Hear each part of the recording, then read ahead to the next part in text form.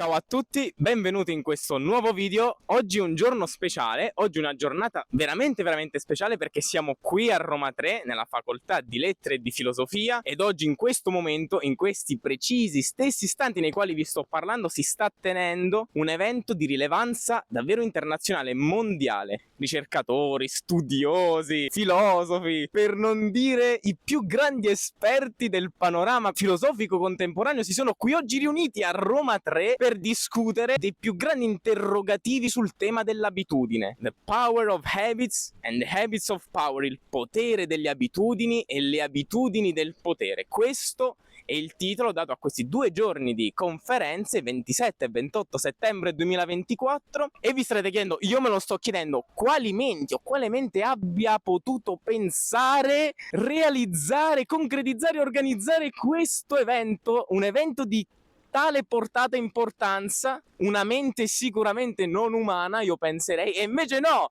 è umana, troppo umana, ed oggi è qui con noi professore associato dell'Università degli Studi Roma 3, nonché direttore del centro interuniversitario Phil Hebis, del quale vi lascio rigorosamente il link in descrizione, così se volete ve lo potete andare a spulciare, ed è qui con noi oggi il professor Marco Piazza. Come sta, professore, innanzitutto, e che cosa ci può dire di più nei riguardi di questo eventone? Molto bene, grazie. È un evento importante perché è una tappa di un progetto che riunisce 3 unità di ricerca, Roma 3, Parma, l'Università di Parma e l'Università di Tor Vergata. Un PRIN cosiddetto, un progetto di rilevanza nazionale finanziato dal Ministero della Ricerca. E lavoriamo su questo concetto della trasformazione degli abiti, intendendo abiti naturalmente come abitudini, costumi, forme di vita, tendenze, e da un punto di vista oggi qui con questi esperti che lei ha citato, internazionali e locali, da importanti studiosi a giovani promesse degli studi filosofici, locali e internazionali. Al tempo stesso lavoriamo su questo concetto della trasformazione degli abiti, nel senso che noi sappiamo che siamo tutti creature dell'abitudine, come direbbe John Dewey, ma questo non significa che siamo condannati a essere ripetitivi e ripetizioni di noi stessi. Ma come funziona la trasformazione degli abiti è un tema che oggi interessa da più punti di vista,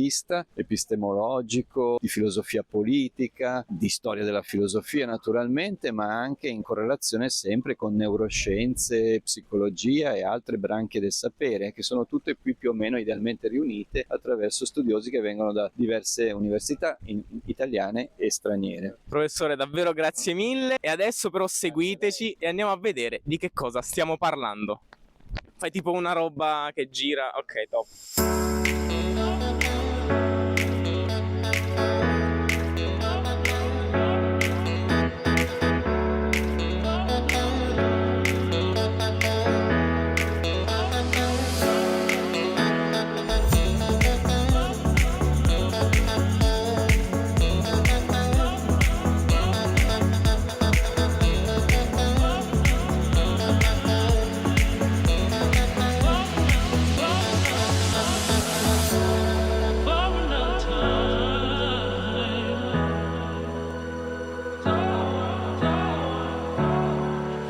So, why are we today talking about habits in a department of philosophical studies? Well, in some ways, you'd have to tell me that because you asked me to come here. So, He has a point. yeah. That's a really good question. Normally, I suppose we think of habit as a question treated in psychology. We think of it as a specific question related to a particular aspect of experience. But treated philosophically, it has been treated in the history of philosophy. We realise that habit is an element of all of our experience and constitutive of who and what we are from the ground up. There's nothing outside of habit. But I think the reason you asked me to come here and why we're all talking about habits in philosophical studies, but in all sorts of disciplines at the present, is that habit has become a matter of concern and debate across a range of contemporary social science and humanities disciplines, but it's also become a topic of debate in public culture for all sorts of reasons, one of them having been to do with the role of habits in the pandemic and the ways in which questions of repetition, things that we take for granted, habituated forms of behavior became urgent problems. So that's one reason, I think. We've heard in this conference that some philosophers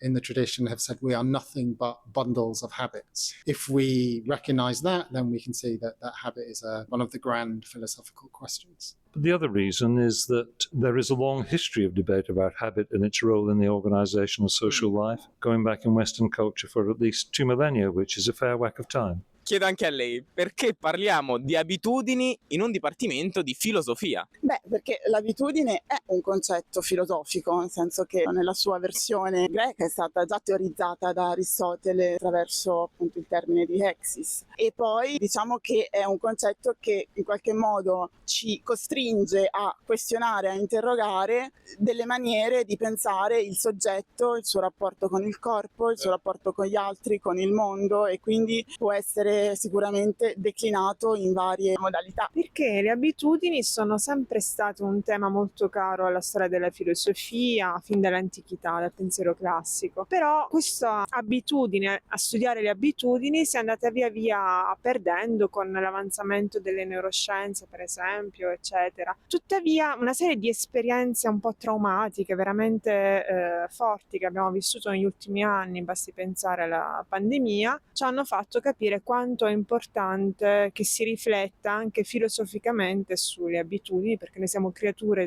dell'abitudine, come abbiamo sentito dire più volte, ma possiamo anche creare nuove abitudini che possano essere efficaci per affrontare una pandemia, una crisi climatica, ecco, senza esagerare, però che possiamo lavorarci su queste abitudini, e i filosofi ne sanno molto.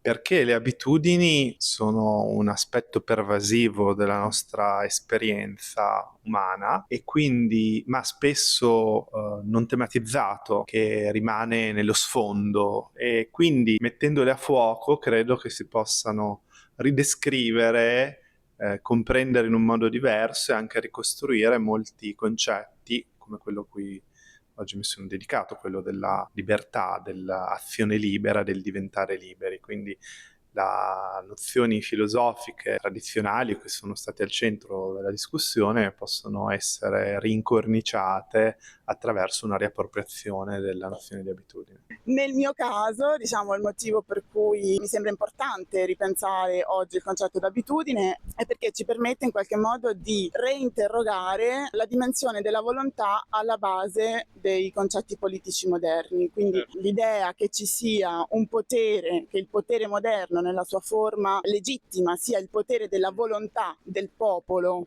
o comunque di un soggetto costituente, è qualcosa che merita di essere messo quantomeno in discussione, nel senso che può produrre, diciamo, degli effetti a volte paradossali, perché obbedire al potere significa obbedire alla nostra propria volontà in quanto noi l'abbiamo autorizzato, in quanto noi l'abbiamo fondato, in quanto liberi soggetti autonomi, e forse il concetto d'abitudine ci permette di complessificare quest'idea di una fondazione del potere sulla base della volontà individuale e di pensare altre dimensioni che eccedono dalla nostra volontà, quella dell'abitudine, quella dei costumi, quella di una forma, diciamo, di normatività sociale che non è direttamente dipendente dalla volontà degli agenti.